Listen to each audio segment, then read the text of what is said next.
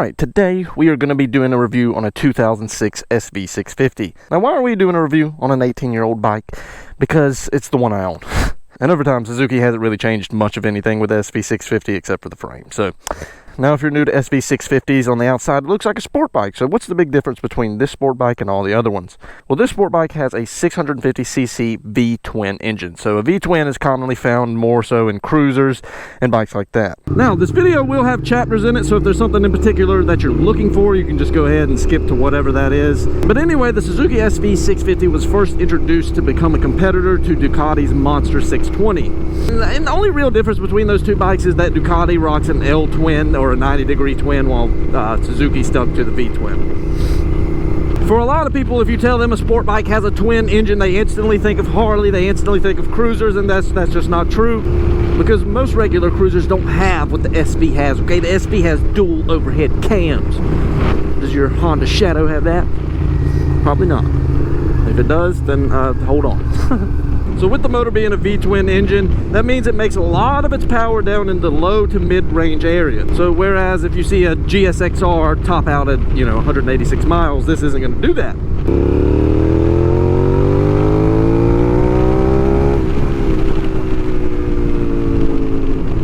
But yeah, these motors shine in the low to mid-range of power. Whenever you're taking twisty roads, you're coming in and out of a corner, you never feel any drop off in power. You still feel like you have just plenty to get through those corners and get through them pretty fast.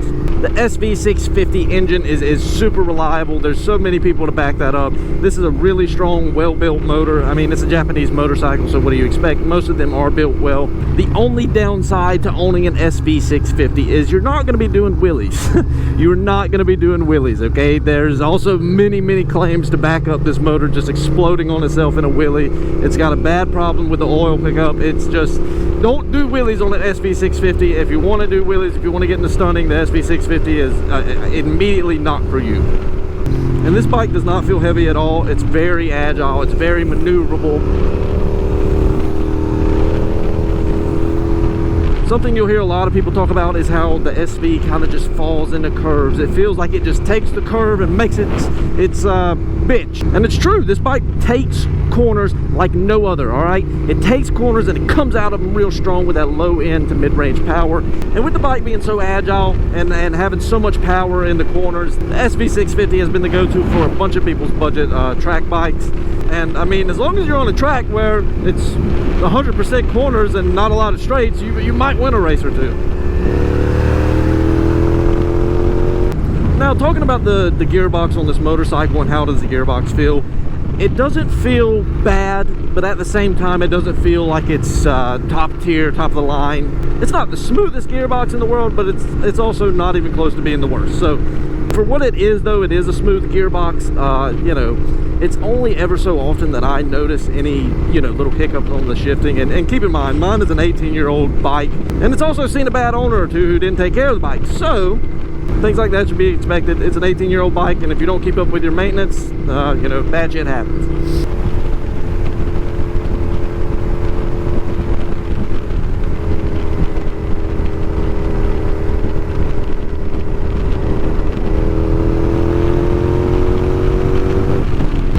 So let's talk about most people's favorite part, and that is, how does the bike ride? How does the bike sit? How does it feel? So I'm going to be upfront with you. My SV doesn't ride super smooth. There's a lot of vibration in the bars. You can feel it in the foot pegs. It's not anything crazy. I kind of felt the same vibration on the GSXR in the front end. I don't know, maybe it's just a Suzuki thing, but now, if you've ever rode a true sport bike or a super sport or whatever, you would know that being crimped over and leaning on your wrist is a real thing in the sport bike world. It's not the most comfortable position. In fact, it's one of the most uncomfortable positions, and your wrists start to hurt after a while. So with something like a GSXR, you're going to be a little bit more leaned over. You're going to be a little bit more in a fetal position. Fuck, I don't know. With the SV650, you're more in an upright, more like a sport touring bike, but not really. Definitely still got that sport bike position, but it's just not as bad. You're a little bit more upright, and overall you're a little bit more comfortable than you would be on a true sport. So I almost forgot to add, on the comfortable aspect of the bike, the SV650 has a terrible seat, man. Even just riding for now, I've probably been out on the road maybe 30-35 minutes, and my ass hurts, okay? You know, so whenever I'm taking long rides, you know, I'm standing up, I'm airing my shit out, or I'm trying to sit on the passenger seat because it's more comfortable than the driver. Now, for the second generation, which would be the 2006 SV650s, these bikes came in, I believe, 3 different trims. You had the base model SV650, which is this one with the naked sport bike look. The next model was just a front fairing, which I believe is the SV650S. And then you have the third model, which would have been a full fairing SV. Don't get me wrong, if I could find or afford full fairings for this bike, I would totally do it. I think the SVs look amazing with the full fairings. Now, don't get it mistaken, okay? The SV650 has a lot, and I mean a lot, of aftermarket options for this bike. It's just a very common bike. A lot of people have them. You know, they're not expensive to get from a dealer, and it just, there's so many aftermarket options. So I'm sure with enough looking, I could probably find a seat that's not as bad, but, you know, for what it is coming off the dealer floor, the seat is terrible.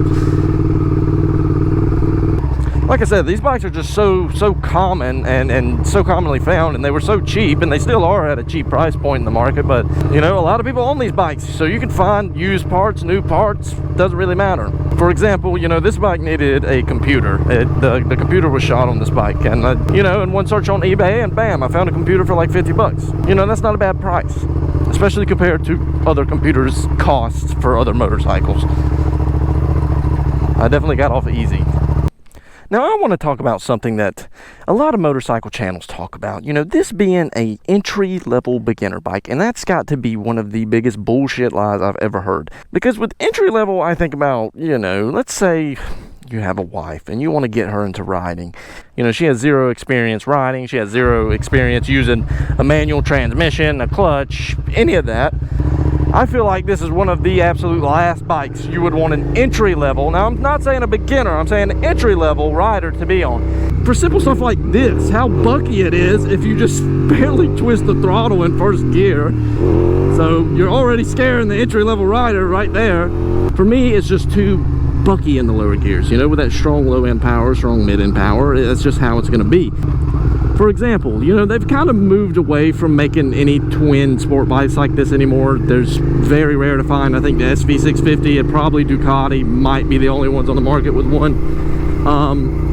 But you know, there's a lot better options out there for very entry-level beginners. Just like the GSX-8R that I rode with the parallel twin, it's a lot more constant and it's a lot more smooth in the power delivery. You never get jerked back. You never kind of feel like you're losing control of the power, if that makes sense.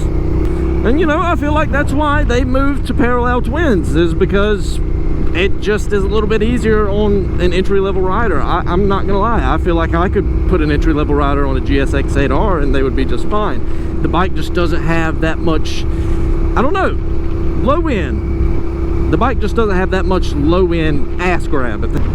Alright, so before we do kind of a top speed run on this bike, I just want to give my final thoughts on it.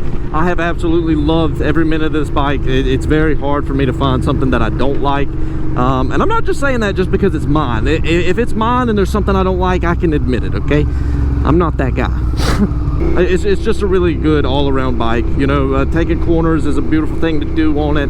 It's got a lot of low-end power, which is something that I love. I don't, you know, that's kind of left up to debate to you if you like low-end power more, but that's just me.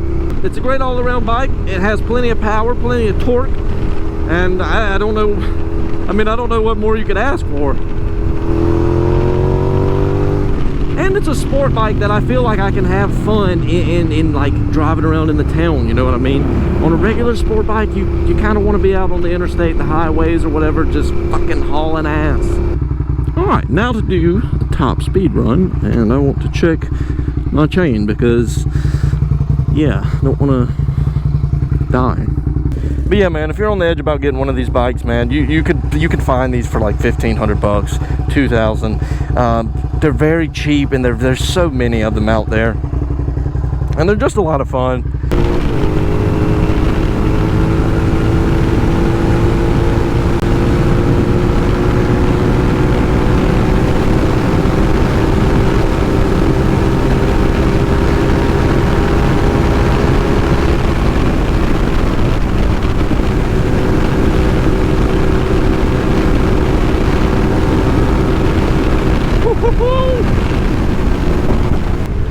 I mean, 118 at 75% throttle, that's not bad.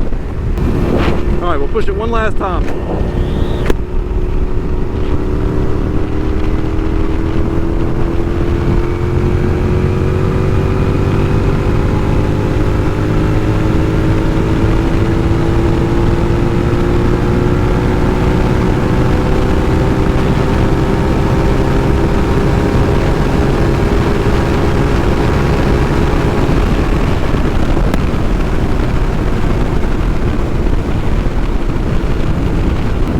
Hey man, I'll take 120 all day for some worn out sprockets, an old ass chain, and just no performance mods whatsoever on this bike except for Two Brothers Racing exhaust.